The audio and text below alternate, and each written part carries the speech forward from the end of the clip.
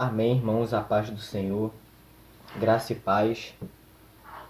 Bom, irmãos, eu espero que todos tenham tido uma ótima semana, que todos tenham desfrutado de um feliz Natal. E eu espero, e eu anseio mais ainda, é o desejo do meu coração, que nós possamos passar um ano novo muito melhor. Que 2018 seja repleto de bênçãos, que 2018 seja repleto de alegrias na presença do Senhor, que nós continuemos nos mantendo firmes e constantes na obra do Senhor, porque como diz o próprio apóstolo Paulo, sabendo que o nosso trabalho não é vão no Senhor. Amém? Hoje nós daremos continuidade ao nosso estudo a respeito dos atributos de Deus. Nós temos falado constantemente a respeito dos atributos comunicáveis e nós demos início aos atributos incomunicáveis. Somente para a questão de didática, de refrescar a memória, o que são os atributos de Deus? Os atributos de Deus são qualidades, são características inerentes à pessoa de Deus, ou seja, são as qualidades que definem Deus, que fazem com que Deus seja quem Ele é. Todos nós, seres humanos, todos nós do reino animal, do reino vegetal, possuímos características que nos definem. E com Deus também é assim. Porém, quando se fala a respeito de Deus, se fala a respeito de atributos, de qualidades comunicáveis e incomunicáveis. E o que são essas qualidades comunicáveis? Os atributos comunicáveis são as qualidades que Deus comunica, ou seja, que Deus compartilha com o restante da criação. São as qualidades que Deus possui e que Ele compartilha para o restante da sua criação, como amor, santidade, justiça, bondade, etc. Mas só que também há os atributos incomunicáveis. E o que são os atributos incomunicáveis? Esses atributos são qualidades que pertencem exclusivamente à pessoa de Deus. Deus não compartilha, Deus não comunica essas qualidades com o restante da sua criação. E nós já falamos acerca de dois atributos incomunicáveis. Nós já falamos acerca da onipotência divina. E o que significaria a onipotência divina? A onipotência fala a respeito do fato de Deus possuir todo o poder. Ou seja, Deus é todo poderoso. Deus tem poder sobre todas as coisas. Deus possui recursos para realizar a sua vontade. Deus pode realizar qualquer coisa que esteja de acordo com a sua vontade ou de acordo com o seu caráter. E nós também falamos acerca da onipresença. A onipresença diz respeito do fato de Deus estar presente em todos os lugares ao mesmo tempo. Ou seja, Deus não é limitado nem pelo tempo nem pelo espaço. Deus se encontra 100% em cada lugar do universo. E nós até falamos a respeito do fato de Deus estar tanto presente no céu quanto presente no inferno. O que distingue a presença de Deus nesses dois casos é a forma como Ele trata as pessoas, as suas criaturas em tais lugares. No inferno Ele trata com ira, no céu Ele trata com amor. E hoje nós completaremos esse trio. Hoje nós falaremos acerca da onisciência divina. Então, para isso, eu gostaria que você abrisse a sua Bíblia no livro de Salmo 139, versículo 1 ao versículo 4. Salmo 139, versículo 1 ao versículo 4.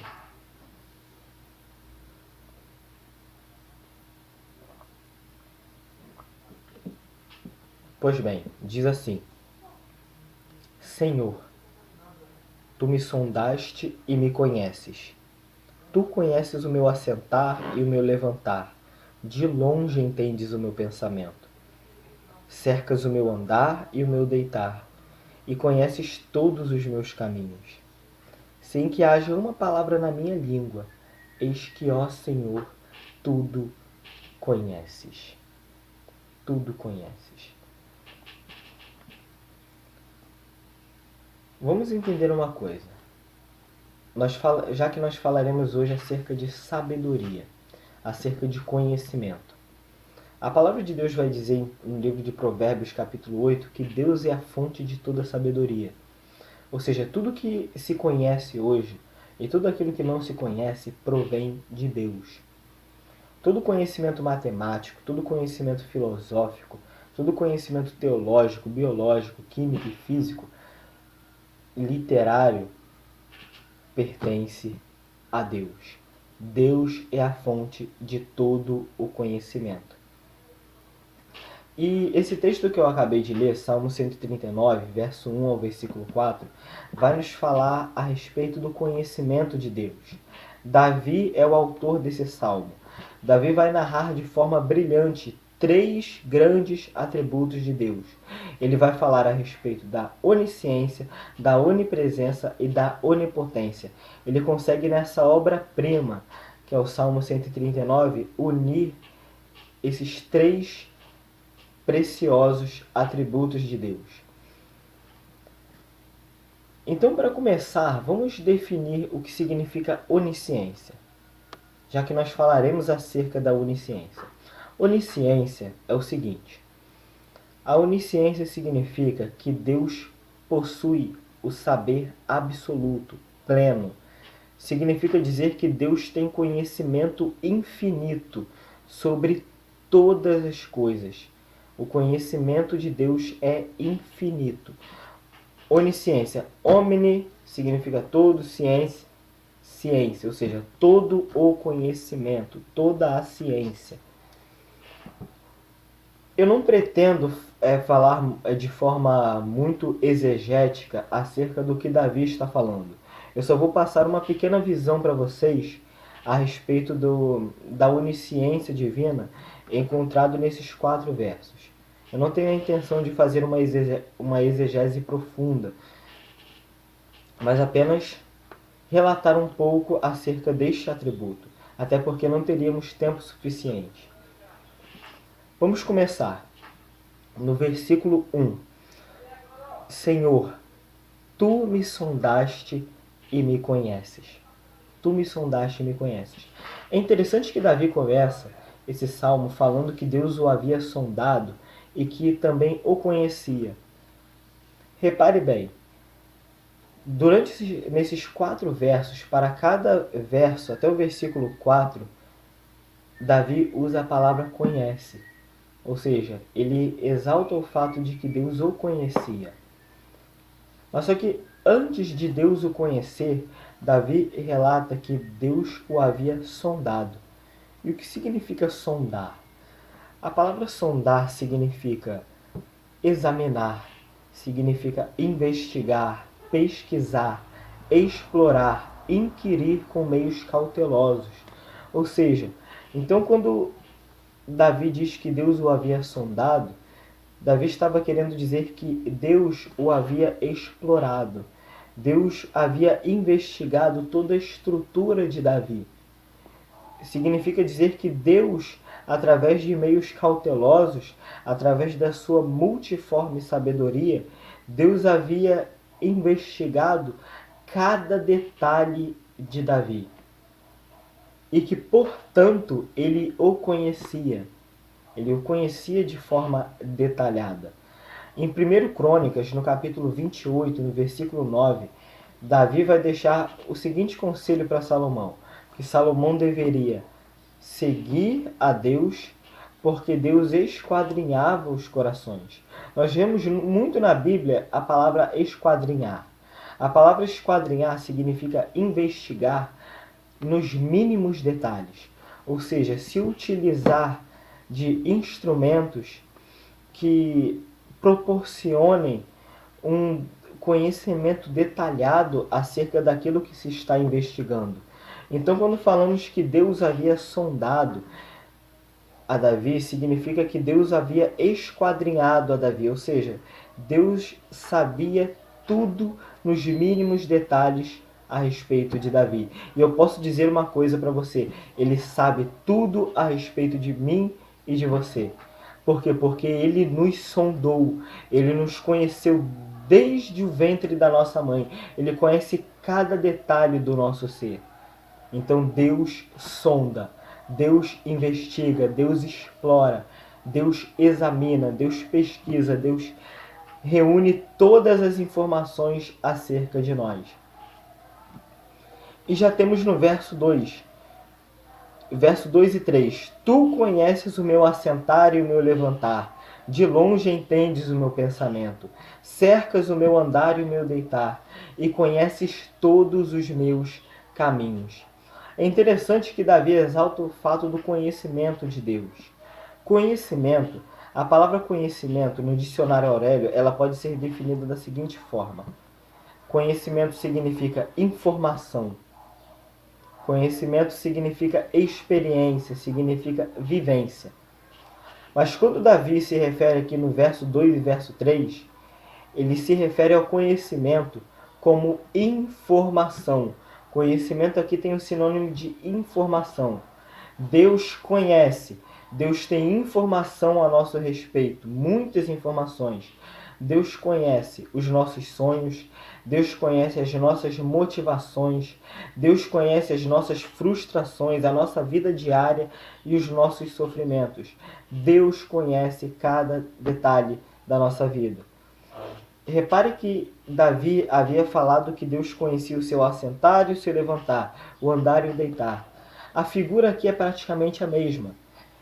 Davi, em 2 versos, ele traz praticamente a mesma ideia. Ou seja, que Deus conhecia a sua vida diária. Deus conhecia os mínimos detalhes, os detalhes mais íntimos da sua vida. Deus o conhecia. Então quero dizer para você o seguinte: Deus conhece cada detalhe da sua vida. Cada detalhe. Repare como a onipresença e a onisciência divina trabalham juntas. Porque veja bem, Deus não pode conhecer, Deus não pode ter conhecimento daquilo que ele não vive, daquilo que ele não está perto, daquilo que ele não está próximo. Por exemplo, você não pode conhecer, você não sabe o que está acontecendo na parte mais remota das Ilhas Caimã. Por quê? Porque você não está lá para saber o que está acontecendo. Mas Deus sim está lá. Então Deus pode dizer para você: eu conheço tudo o que se passa nessa terra. Deus tem conhecimento.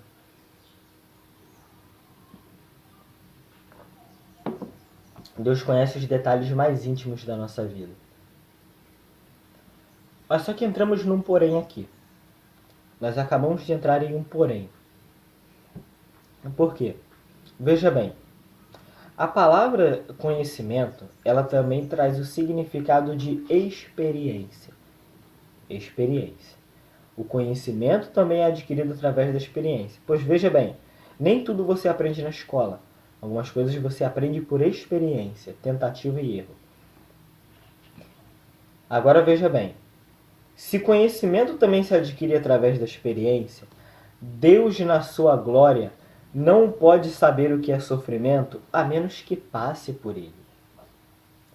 Vamos ver se você entendeu. Deus na sua glória não pode entender o que é sofrimento a menos que passe por ele. Por quê?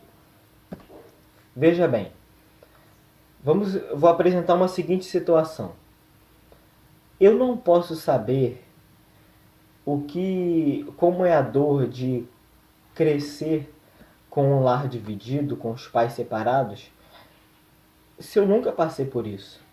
Os meus pais sempre foram unidos, nunca se separaram. Então eu não posso chegar para alguém que possui os pais divorciados e dizer que eu me identifico com a dor dele. Não, eu não consigo me identificar com a dor dele. Por quê? Porque eu não vivenciei aquilo. Eu posso até me compadecer da dor, mas eu não posso me identificar, ou seja, eu não posso dizer que eu sei o que aquela pessoa está sentindo. Da mesma forma, eu não posso me identificar com o sofrimento de uma pessoa que acabou de perder um ente querido se eu nunca perdi um ente querido? Por mais que eu me compadeça, eu não conseguirei me identificar. Eu não conseguirei saber exatamente o que aquela pessoa sente, porque eu não passei por aquilo. É exatamente igual quando uma pessoa conquista uma vitória. Por exemplo, eu não posso me identificar com a vitória daquela pessoa se eu nunca recebi uma vitória de tamanhas proporções. Vamos supor, eu não posso saber como é ganhar numa loteria se eu nunca ganhei numa loteria. Vocês entendem? Conhecimento também se adquire através da experiência. Agora, como é que Deus pode saber o que é sofrimento se na glória, se no alto e sublime trono de Deus não entra pecado? E se não entra pecado, não entra maldade. Se não entra maldade, não entra sofrimento. Deus não pode saber o que é sofrimento lá na sua glória. Então, nós arriscaríamos dizer que Deus não conhece todas as coisas. Até o presente momento. Segura aqui, que eu vou dar uma rápida ilustração e já vou retornar a esse assunto. Vamos usar a seguinte ilustração. Vamos supor que em certa cidade, em certo bairro, haviam quatro mulheres. Haviam duas mulheres cristãs e duas mulheres prostitutas. Vamos supor que se tratam de jovens, quatro jovens de 20 anos. Agora vamos olhar para essas jovens cristãs de 20 anos de idade. Vamos imaginar que a vida delas foi marcada por buscar a presença de Deus. Tudo que essas jovens fizeram a sua vida inteira foi buscar a face de Deus. Aquelas jovens nunca se desviaram. Aquelas jovens não sabem o que significa ir para o mundo. Aquelas jovens não sabem o que significa estar numa festa ímpia. Aquelas jovens não têm conhecimento algum de maldade. Elas são ingênuas, elas são puras, elas são totalmente dedicadas ao Senhor.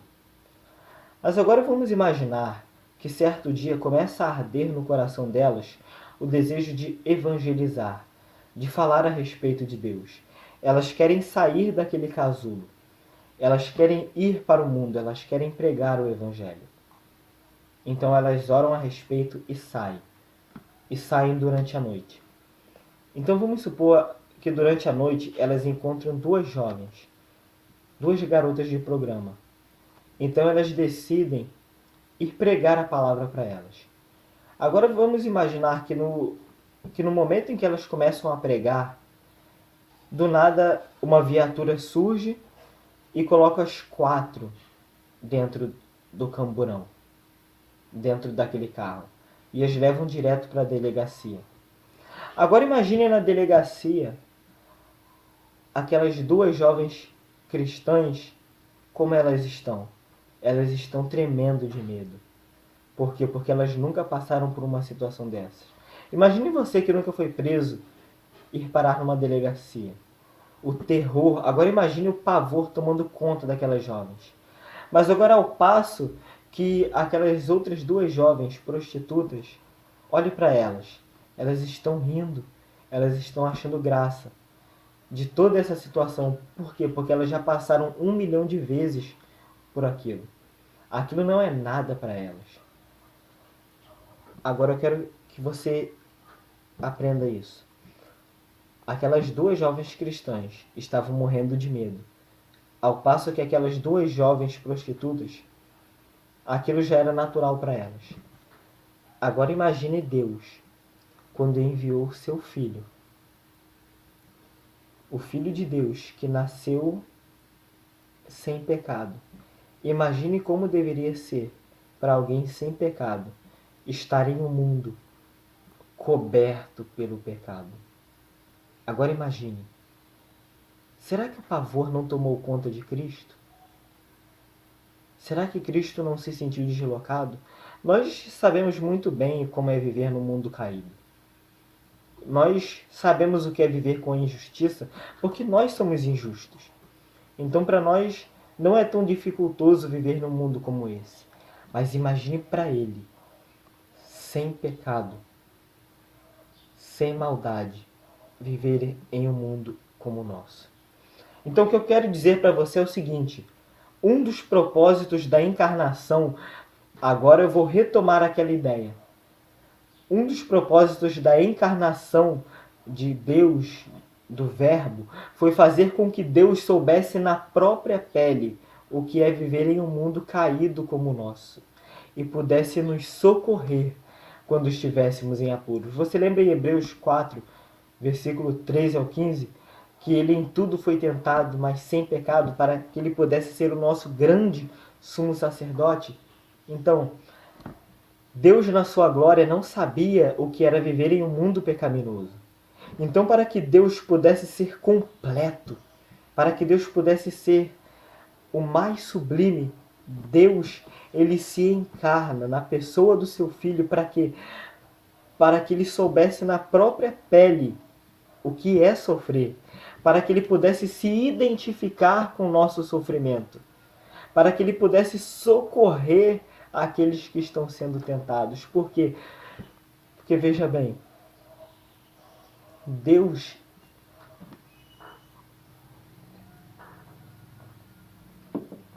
até a cruz de Cristo eu poderia até arriscar dizer que Deus não conhecia perfeitamente o sofrimento humano, mas agora eu posso afirmar para você, Deus conhece o sofrimento humano.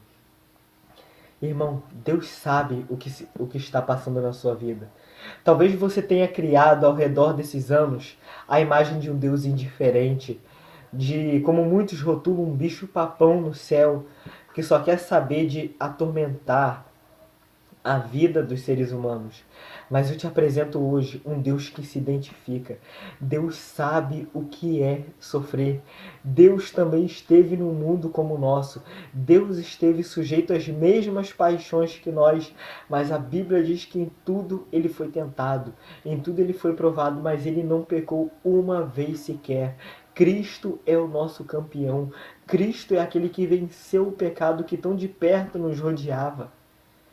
Veja bem, nós sempre pensamos que Deus não sabe o que se passa conosco, que Deus não se identifica, que Deus é indiferente, mas não, Deus não é indiferente ao nosso sofrimento. Deus não é indiferente à nossa situação, porque Ele sabe na própria pele o que é passar por isso. Ele também esteve aqui na terra, Ele foi sujeito às mesmas tentações que eu e que você. Então fique tranquilo.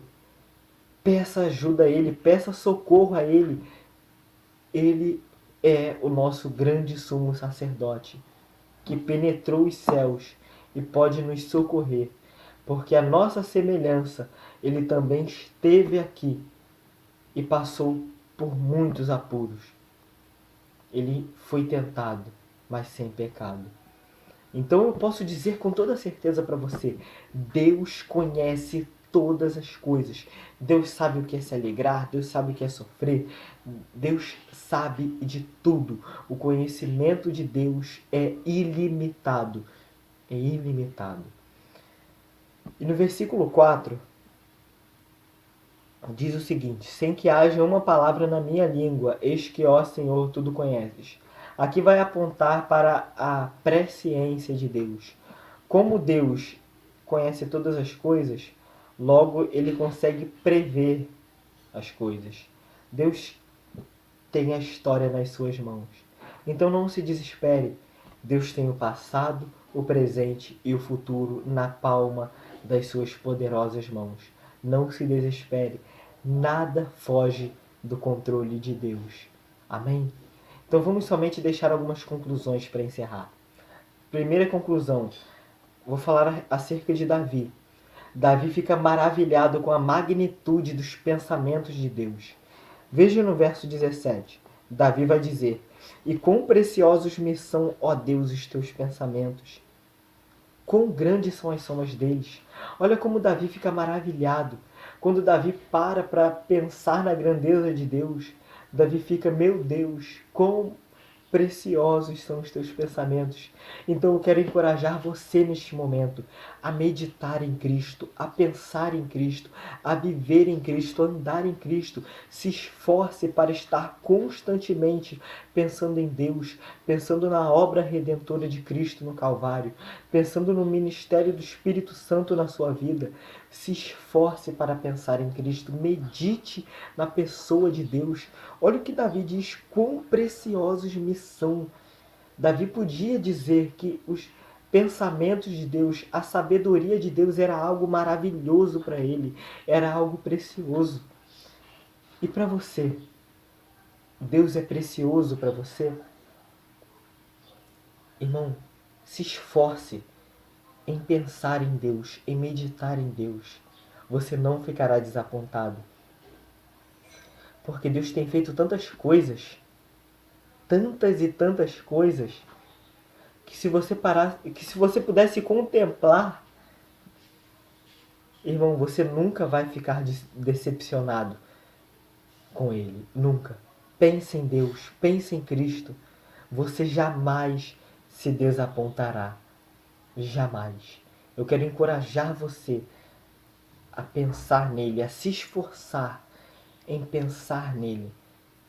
Você vai ver o quão maravilhado você ficará. Segunda conclusão. Visto que Deus sabe de todas as coisas, devemos confiar mais nele. Veja Davi. Davi entregou a sua causa nas mãos de Deus, confiando na onisciência divina. Se você sabe que Deus sabe de todas as coisas, que Deus conhece infinitamente todas as coisas, por que é que nós nos desesperamos com tanta facilidade? Deus conhece todas as coisas, todas elas. Então apenas entregue, confie em Deus. E terceira e última conclusão. Saber que Deus é onisciente deve nos trazer alegria. Agora preste atenção. Saber que Deus é onisciente deve nos trazer alegria, pois passaremos eternidade de eternidade nos aprofundando no conhecimento de Deus e nunca conseguiremos saber tudo sobre Ele. Veja quão maravilhoso é o conhecimento de Deus. Olha a alegria que Ele nos traz. O céu não é um lugar monótono. Você passará a eternidade de eternidade conhecendo mais e mais dele, nunca saberá tudo sobre ele. Sabe o que eu deixo aqui para você? Para encerrar. O reino de Deus não é algo chato. O reino de Deus é algo contagiante. Contagiante. Você consegue imaginar eternidade de eternidade descobrindo mais e mais sobre Deus e nunca conhecer tudo acerca dele? Nunca. O reino de Deus contagia, deixa extasiado. Você nunca saberá tudo a respeito dele. Olha que maravilhoso. Olha como é contagiante. Olha como é contagiante o reino de Deus. E eu espero encontrar você lá, para que nós possamos nos alegrar juntos na presença de Deus. Amém? Vamos orar brevemente para encerrar. Deus Santo e Poderoso, obrigado, Senhor, por mais esse momento, por mais esse momento que nós desfrutamos na Tua presença. Agora, Senhor, eu peço que abençoe o Teu povo. Esteja sempre junto do Teu povo, porque nós necessitamos de Ti. E é isso que eu te peço, desde já te agradeço. No nome de Jesus. Amém. Então, irmãos, fiquem com essa palavra. Deus é onisciente. Amém? Tenham uma ótima semana e que Deus esteja com vocês.